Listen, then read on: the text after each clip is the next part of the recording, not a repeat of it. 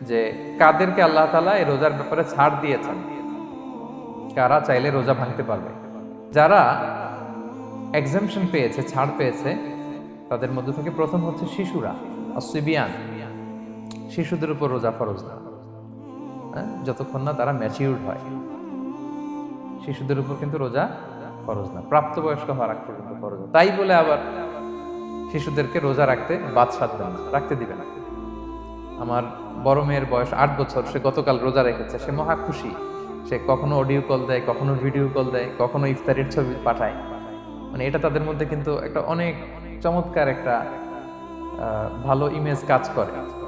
তো আপনারা বাধা দিবেন না। যদি আমার মনে আছে, আমি ছোটবেলা, তখন আমি মাদ্রাসায় ভর্তি হই নাই, আমি তখন স্কুলে পড়তাম, তো খুব ছোট, কিন্তু আমি রোজা রাখতে চাইতাম, আব্বা আম্মা দিতে চাইতো না। আমার দাদি আমাকে বলতো যে তুমি একটা কাজ করবা, তুমি সকালে স্কুলে যাবা, দুপুর 12টায় ফিরে আসবা, এসে খেয়ে ফেলবা, তো হাফ রোজা হয়ে গেল, অর্ধেক। এরপরের দিন আবার সকালে না খেয়ে যাবা, দুপুর 12টায় এসে খেয়ে ফেলবা, অ্যানাদার হাফ, তো 2 হাফ মিলে একটা হয়ে গেছে। এইভাবে আমি অনেকগুলো রোজা রাখছিলাম ওই বছর। এখনো এই স্মৃতি আমাকে স্মৃতিকাতর করে। আমার দাদি, যে আমার দাদি নাই, চলে গেছেন, আল্লাহ আমাকে জান্নাত নসিব করুক, আমরা দোয়া করি। নাম্বার 2, মাজনুন, পাগলদের উপর রোজা ফরজ হয় না। যারা পাগল তাদের উপর ফরজ হয় না। একটা নাম্বার হচ্ছে মারিদ, আপনি যদি খুব অসুস্থ হন তাহলে আপনি রোজা ভাঙতে পারবেন, যেটা আমরা ওই যে ইন্ট্রোডাক্টরি ডিসকাশনে বলেছি, যে অসুস্থ হলে আপনি রোজা ভাঙতে পারবেন। 4 নম্বরে হচ্ছে মুসাফির, ট্রাভেলার, যদি আপনি লম্বা সফর করেন আপনি রোজা ভাঙতে পারবেন। এটা ন্যূনতম সীমা হচ্ছে 48 মাইল।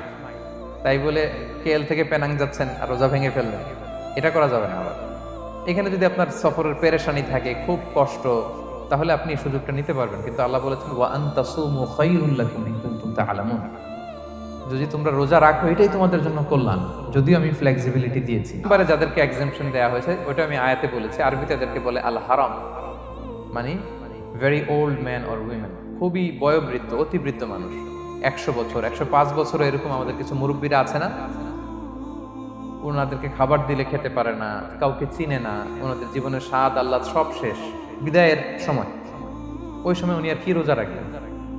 এই জন্য আল্লাহ তাআলা ওনাদেরকে ছাড় দিয়েছেন।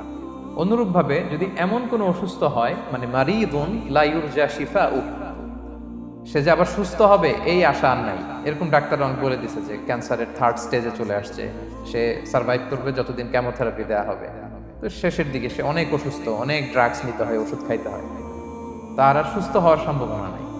এই 2 শ্রেণীর লোকদের জন্য ছাড় দেওয়া হয়েছে, তাদের কাজা করা লাগবে না, কারণ কাজা তো করতেই পারবে না। কি বলেন? তারা ফিদিয়া দিবে। কি দিবে বলেন? কি দিবে? ফিদিয়া।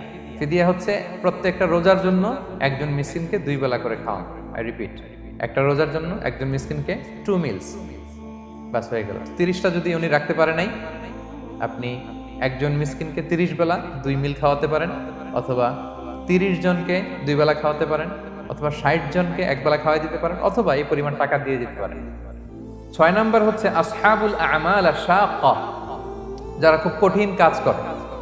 এই প্রসঙ্গটা নিয়ে অনেকে অনেক ভুল বোঝে। এটা হচ্ছে এমন এমন কাজ যারা করে, যারা কাজ করতে করতে অসুস্থ হয়ে যাওয়ার সম্ভাবনা আছে, মৃত্যুর মুখোমুখি, বেহুশ হয়ে যাওয়ার সম্ভাবনা, হ্যাঁ, তাদের জন্য ছাড় দেওয়া। 7 নাম্বার হচ্ছে আল হামিল, গর্ভবতী নারী। 8 নাম্বার হচ্ছে আল মুরদিআ, ব্রেস্ট ফিডিং মাদার, বাচ্চাকে দুধ খাওয়াচ্ছে যে মায়েরা, ওনারা রোজা ভাঙতে পারবে। যদি ডক্টর বলে যে আপনি যদি রোজা রাখেন পেটের বাচ্চার সমস্যা হবে, রোজা ভাঙতে পারবে, পরে কাজা করবেন।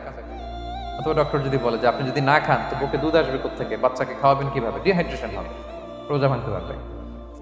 9 নাম্বার হচ্ছে মেনস্ট্রুয়েশনাল পিরিয়ড যাদের হয়, যে বোনদের পিরিয়ড হচ্ছে মাসিক, রোজা রাখবে না, যতটা ভাঙ্গা গেল পরে আদায় করে নেবে।